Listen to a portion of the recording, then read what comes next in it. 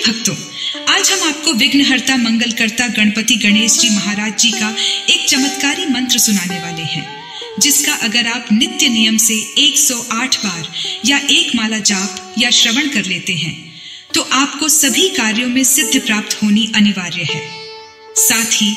आय, सुख और भाग्य में वृद्धि के द्वार परिपक्व होने प्रारंभ हो जाएंगे। आज बुधवार के दिन देवों के देव महादेव के पुत्र भगवान गणेश जी का वार है। भगवान गणेश को कई नामों से जाना जाता है। इनमें सिद्धि विनायक, अष्ट विनायक, बुद्धिपति, गणपति, विनायक, गजानन, गणेश्वर, गौरी नंदन, गौरी पुत्र, श्री गणेश, गणधिपति, शुभकर्ता, सुखकर्ता, विघ्नहर्ता आदि प्रमुख हैं। अगर आप भी भगवान गणेश का आशीर्वाद पाना चाहते हैं तो आज बुधवार के दिन सच्चे मन से इस मंत्र का श्रवण करें। इस मंत्र के श्रवण मात्र से व्यक्ति को जीवन में व्याप्त सभी प्रकार के कष्टों से निजात मिल जाता है। तो प्रिय भक्तों, आइए विघ्नहर्ता मंगलकर्ता जी के इस महामंत्र को सुन लेते हैं। एक बात ध्यान में रखना कि मंत्र पूरा 108 बार या इससे ज्यादा सुनना है, मतलब कि इस वीडियो को पूरा सुनना है। सुनते सुनते आप ध्यान मग्न हो जाएंगे। आप अपनी दुकान या घर पर कहीं भी इस मंत्र को सुन सकते हैं। हम आशा करते हैं कि आपको शीघ्र ही लाभ मिलेगा। अगर आपको हमारा यह वीडियो पसंद आए तो एक लाइक जरूर करिएगा। हमारे चैनल गुप्त मंत्र को सब्सक्राइब जरूर करिएगा। कमेंट में जय श्री गणेश लिखकर अपनी उपस्थिति जरूर दिखाइएगा। अब मंत्र श्रवण करें। गजाननं भूतगणादिसेवितं कपितथजम्बू फलचारुभक्षणम् उमासुतं शोकविनाशकारकं नमामि विघ्नेश्वरपादपङ्कजम्। गजाननं भूतगणादिसेवितं कपितथजम्बू फलचारुभक्षणम् उमासुतं शोकविनाशकारकं नमामि विघ्नेश्वरपादपङ्कजम्। गजाननं भूतगणादिसेवितं कपितथजम्बू फलचारुभक्षणम् उमासुतं शोकविनाशकारकं नमामि विघ्नेश्वरपादपङ्कजम्। गजाननं भूतगणादिसेवितं कपितथजम्बू फलचारुभक्षणम् उमासुतं शोकविनाशकारकं नमामि विघ्नेश्वरपादपङ्कजम्। गजाननं भूतगणादिसेवितं कपितथजम्बू फलचारुभक्षणम् उमासुतं शोकविनाशकारकं नमामि विघ्नेश्वरपादपङ्कजम्। गजाननं भूतगणादिसेवितं कपितथजम्बू फलचारुभक्षणम् उमासुतं शोकविनाशकारकं नमामि विघ्नेश्वरपादपङ्कजम्। गजाननं भूतगणादिसेवितं कपितथजम्बू फलचारुभक्षणम् उमासुतं शोकविनाशकारकं नमामि विघ्नेश्वरपादपङ्कजम्। श्वर्पादपङ्कजम् गजाननं भूतगणादिसेवितं कपितथजम्बू फलचारुभक्षणम् उमासुतं शोकविनाशकारकं नमामि विघ्नेश्वरपादपङ्कजम् गजाननं भूतगणादिसेवितं कपितथजम्बू फलचारुभक्षणम् उमासुतं शोकविनाशकारकं नमामि विघ्नेश्वरपादपङ्कजम् गजाननं भूतगणादिसेवितं कपितथजम्बू फलचारुभक्षणम् उमासुतं शोकविनाशकारकं नमामि विघ्नेश्वरपादपङ्कजम् गजाननं भूतगणादिसेवितं कपितथजम्बू फलचारुभक्षणम् उमासुतं शोकविनाशकारकं नमामि विघ्नेश्वरपादपङ्कजम् गजाननं भूतगणादिसेवितं कपितथजम्बू फलचारुभक्षणम् उमासुतं शोकविनाशकारकं नमामि विघ्नेश्वरपादपङ्कजम् गजाननं भूतगणादिसेवितं कपितथजम्बू फलचारुभक्षणम् उमासुतं शोकविनाशकारकं नमामि विघ्नेश्वरपादपङ्कजम् गजाननं भूतगणादिसेवितं कपितथजम्बू फलचारुभक्षणम् उमासुतं शोकविनाशकारकं नमामि विघ्नेश्वरपादपङ्कजम् गजाननं भूतगणादिसेवितं कपितथजम्बू फलचारुभक्षणम् उमासुतं शोकविनाशकारकं नमामि विघ्नेश्वरपादपङ्कजम्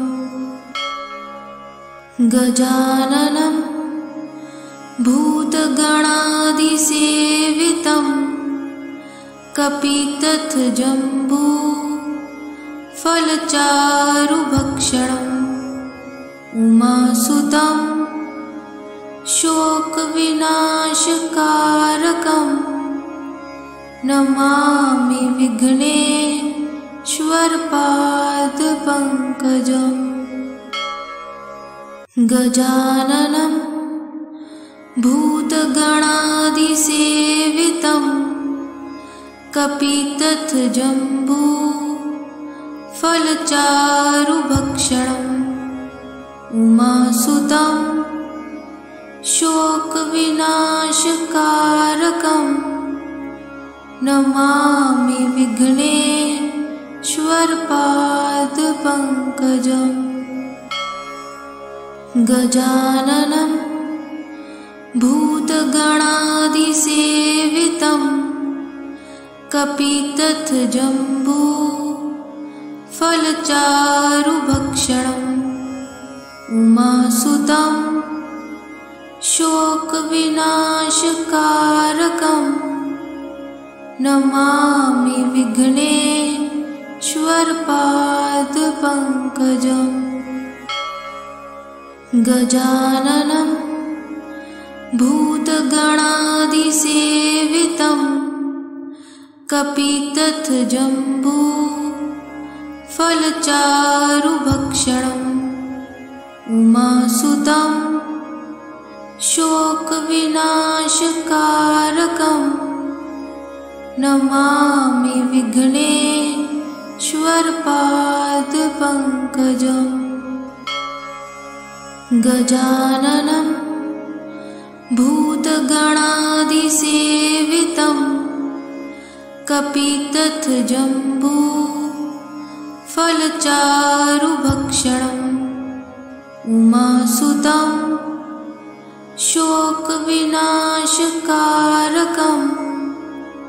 नमामि विघ्नेश्वरपादपङ्कजम्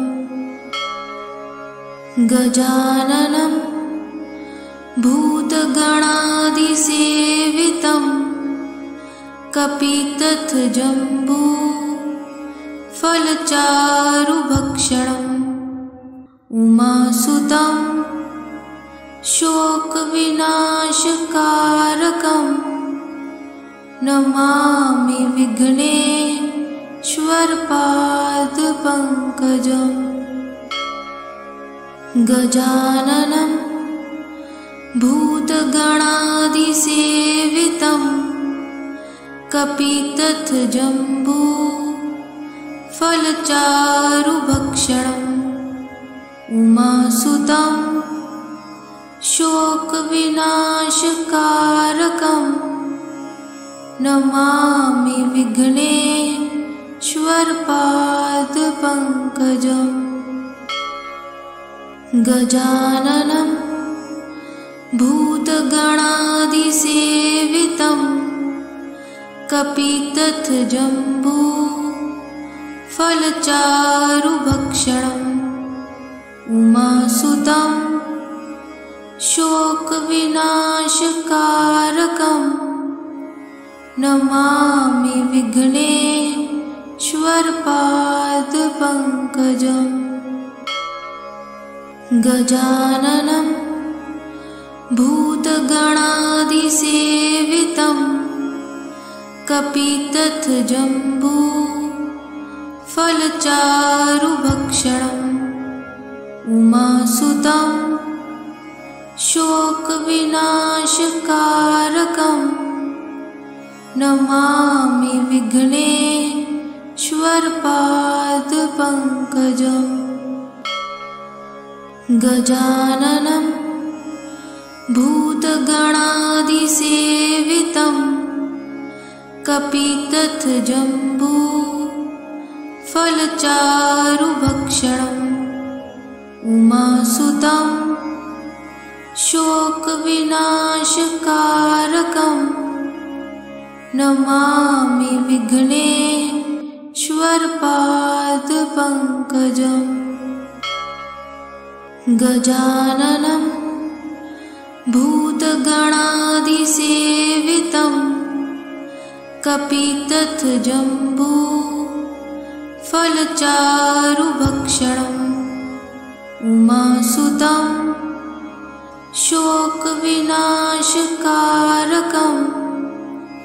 नमामि विघ्नेश्वरपादपङ्कजम् गजाननं भूतगणादिसेवितं कपितथजम्बू फलचारुभक्षणम् उमासुतं शोकविनाशकारकं नमामि विघ्नेश्वरपादपङ्कजम् श्वर्पादपङ्कजम् गजाननं भूतगणादिसेवितं कपितथजम्बू फलचारुभक्षणम् उमासुतं शोकविनाशकारकं नमामि विघ्नेश्वरपादपङ्कजम् गजाननं भूतगणादिसेवितं कपितथजम्बू फलचारुभक्षणम् उमासुतं शोकविनाशकारकं नमामि विघ्नेश्वरपादपङ्कजम् गजाननं भूतगणादिसेवितं कपितथजम्बू फलचारुभक्षणम् उमासुतं शोकविनाशकारकं नमामि विघ्नेश्वरपादपङ्कजम् गजाननं भूतगणादिसेवितं कपितथजम्बू फलचारुभक्षणम् उमासुतं शोकविनाशकारकं नमामि विघ्नेश्वरपादपङ्कजम् गजाननं भूतगणादिसेवितं कपितथजम्बू फलचारुभक्षणम् उमासुतं शोकविनाशकारकं नमामि विघ्नेश्वरपादपङ्कजम् गजाननं भूतगणादिसेवितं कपितथजम्बू फलचारुभक्षणम् उमासुतं शोकविनाशकारकं नमामि विघ्नेश्वरपादपङ्कजम् गजाननं भूतगणादिसेवितं कपितथजम्बू फलचारुभक्षणम् उमासुतं शोकविनाशकारकं नमामि विघ्नेश्वरपादपङ्कजम् गजाननं भूतगणादिसेवितं कपितथजम्बू फलचारुभक्षणम् उमासुतं शोकविनाशकारकं नमामि विघ्नेश्वरपादपङ्कजम् गजाननं भूतगणादिसेवितं कपितथजम्बू फलचारुभक्षणम् उमासुतं शोकविनाशकारकं नमामि विघ्नेश्वरपादपङ्कजम् गजाननं भूतगणादिसेवितं कपितथजम्बू फलचारुभक्षणम् उमासुतं शोकविनाशकारकं नमामि विघ्नेश्वरपादपङ्कजम् गजाननं गजाननं भूतगणादिसेवितं कपितथजम्बू फलचारुभक्षणम् उमासुतं शोकविनाशकारकं नमामि विघ्नेश्वरपादपङ्कजम् गजाननं भूतगणादिसेवितं कपितथजम्बू फलचारुभक्षणम् उमासुतं शोकविनाशकारकं नमामि विघ्नेश्वरपादपङ्कजम् गजाननं भूतगणादिसेवितं कपितथजम्बू फलचारुभक्षणम् उमासुतं शोकविनाशकारकं नमामि विघ्नेश्वरपादपङ्कजम् गजाननं भूतगणादिसेवितं कपितथजम्बू फलचारुभक्षणम् उमासुतं शोकविनाशकारकं नमामि विघ्नेश्वरपादपङ्कजम् गजाननं भूतगणादिसेवितं कपितथजम्बू फलचारुभक्षणम् उमासुतं शोकविनाशकारकं नमामि विघ्नेश्वरपादपङ्कजम्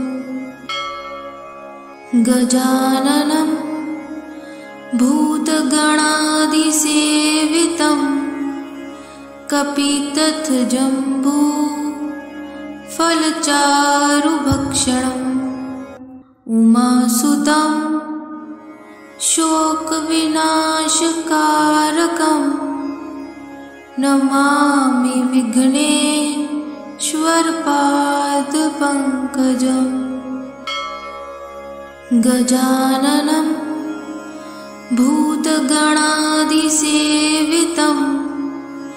कपितथजम्बू फलचारुभक्षणम् उमासुतं शोकविनाशकारकं नमामि विघ्नेश्वरपादपङ्कजम् गजाननं भूतगणादिसेवितं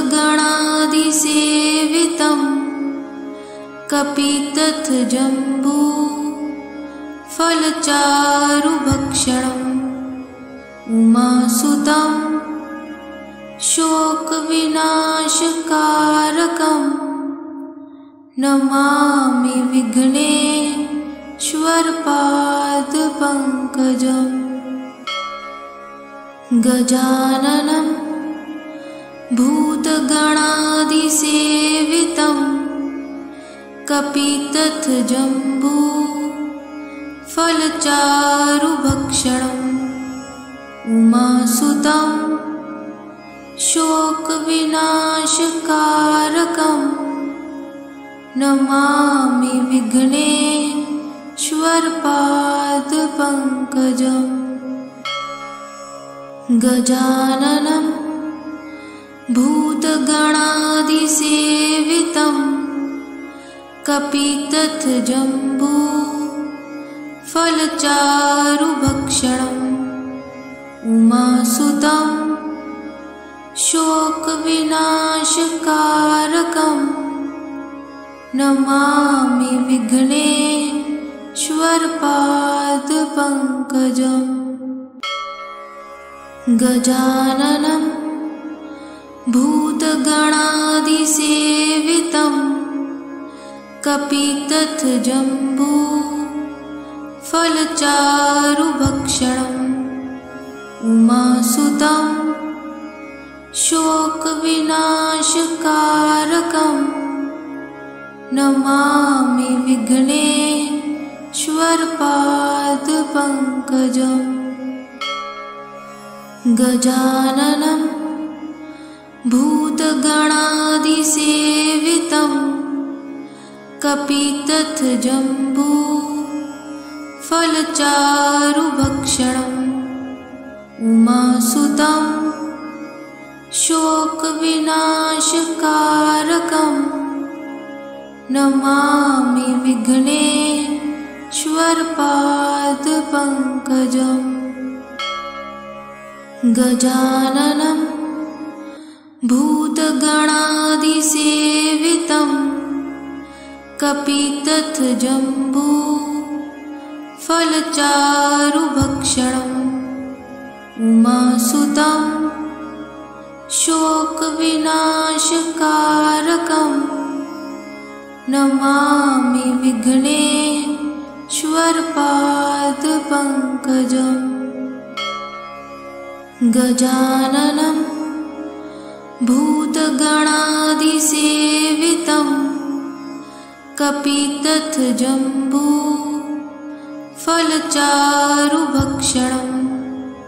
उमासुतं शोकविनाशकारकं नमामि विघ्नेश्वरपादपङ्कजम् गजाननं भूतगणादिसेवितं कपितथजम्बू फलचारुभक्षणम् उमासुतं शोकविनाशकारकं नमामि विघ्नेश्वरपादपङ्कजम् गजाननं भूतगणादिसेवितं कपितथजम्बू फलचारुभक्षणम् उमासुतं शोकविनाशकारकं नमामि विघ्नेश्वरपादपङ्कजम् गजाननं भूतगणादिसेवितं कपितथजम्बू फलचारुभक्षणम् उमासुतं शोकविनाशकारकं नमामि विघ्नेश्वरपादपङ्कजम् गजाननं भूतगणादिसेवितं कपितथजम्बू फलचारुभक्षणम् उमासुतं शोकविनाशकारकं नमामि विघ्नेश्वरपादपङ्कजम् गजाननं भूतगणादिसेवितं कपितथजम्बू फलचारुभक्षणम् उमासुतं शोकविनाशकारकं नमामि विघ्नेश्वरपादपङ्कजम् गजाननं भूतगणादिसेवितं कपितथजम्बू फलचारुभक्षणम् उमासुतं शोकविनाशकारकं नमामि विघ्नेश्वरपादपङ्कजम् श्वर्पादपङ्कजम् गजाननं भूतगणादिसेवितं कपितथजम्बू फलचारुभक्षणम् उमासुतं शोकविनाशकारकं नमामि विघ्नेश्वरपादपङ्कजम् गजाननं भूतगणादिसेवितं कपितथजम्बू फलचारुभक्षणम् उमासुतं शोकविनाशकारकं नमामि विघ्नेश्वरपादपङ्कजम् गजाननं भूतगणादिसेवितं कपितथजम्बू फलचारुभक्षणम् उमासुतं शोकविनाशकारकं नमामि विघ्नेश्वरपादपङ्कजम् गजाननं भूतगणादिसेवितं कपितथजम्बू फलचारुभक्षणम् उमासुतं शोकविनाशकारकं नमामि विघ्नेश्वरपादपङ्कजम् गजाननं भूतगणादिसेवितं कपितथजम्बू फलचारुभक्षणम् उमासुतं शोकविनाशकारकं नमामि विघ्नेश्वरपादपङ्कजम् गजाननं भूतगणादिसेवितं कपितथजम्बू फलचारुभक्षणम् उमासुतं शोकविनाशकारकं नमामि विघ्नेश्वरपादपङ्कजम् गजाननं भूतगणादिसेवितं कपितथजम्बू फलचारुभक्षणम् उमासुतं शोकविनाशकारकं नमामि विघ्नेश्वरपादपङ्कजम्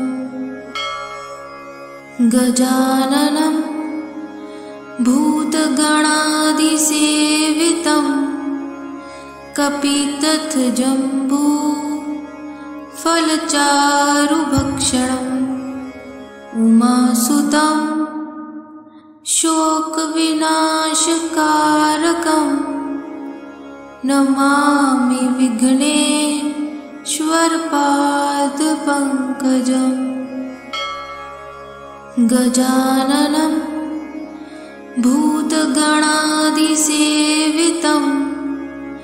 कपितथजम्बू फलचारुभक्षणम् उमासुतं शोकविनाशकारकं नमामि विघ्नेश्वरपादपङ्कजम् गजाननं भूतगणादिसेवितं कपितथजम्बू फलचारुभक्षणम् उमासुतं शोकविनाशकारकं नमामि विघ्नेश्वरपादपङ्कजम् गजाननम् गजाननं भूतगणादिसेवितं कपितथजम्बू फलचारुभक्षणम्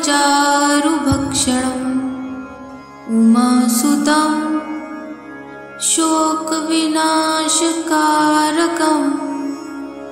नमामि विघ्नेश्वरपादपङ्कजम् गजाननं भूतगणादिसेवितं कपितथजम्बू फलचारुभक्षणम् उमासुतं शोकविनाशकारकं नमामि विघ्नेश्वरपादपङ्कजम् गजाननं भूतगणादिसेवितं कपितथजम्बू फलचारुभक्षणम् उमासुतं शोकविनाशकारकं नमामि विघ्नेश्वरपादपङ्कजम् गजाननं भूतगणादिसेवितं कपितथजम्बू फलचारुभक्षणम् उमासुतं शोकविनाशकारकं नमामि विघ्नेश्वरपादपङ्कजम् गजाननं भूतगणादिसेवितं कपितथजम्बू फलचारुभक्षणम् उमासुतं शोकविनाशकारकं नमामि विघ्नेश्वरपादपङ्कजम् गजाननं भूतगणादिसेवितं कपितथजम्बू फलचारुभक्षणम् उमासुतं शोकविनाशकारकं नमामि विघ्नेश्वरपादपङ्कजम् गजाननं भूतगणादिसेवितं कपितथजम्बू फलचारुभक्षणम् उमासुतं शोकविनाशकारकं नमामि विघ्नेश्वरपादपङ्कजम् गजाननं भूतगणादिसेवितं कपितथजम्बू फलचारुभक्षणम् उमासुतं शोकविनाशकारकं नमामि विघ्नेश्वरपादपङ्कजम् गजाननं भूतगणादिसेवितं कपितथजम्बू फलचारुभक्षणम् उमासुतं शोकविनाशकारकं नमामि विघ्नेश्वरपादपङ्कजम् गजाननं भूतगणादिसेवितं कपितथजम्बू फलचारुभक्षणम् उमासुतं शोकविनाशकारकं नमामि विघ्नेश्वरपादपङ्कजम् विघ्नेश्वरपादपङ्कजम् गजाननं भूतगणादिसेवितं कपितथजम्बू फलचारुभक्षणम् उमासुतं शोकविनाशकारकं नमामि विघ्नेश्वरपादपङ्कजम् गजाननं भूतगणादिसेवितं कपितथजम्बू फलचारुभक्षणम् उमासुतं शोकविनाशकारकं नमामि विघ्नेश्वरपादपङ्कजम् गजाननं भूतगणादिसेवितं कपितथजम्बू फलचारुभक्षणम् उमासुतं शोकविनाशकारकं नमामि विघ्नेश्वरपादपङ्कजम्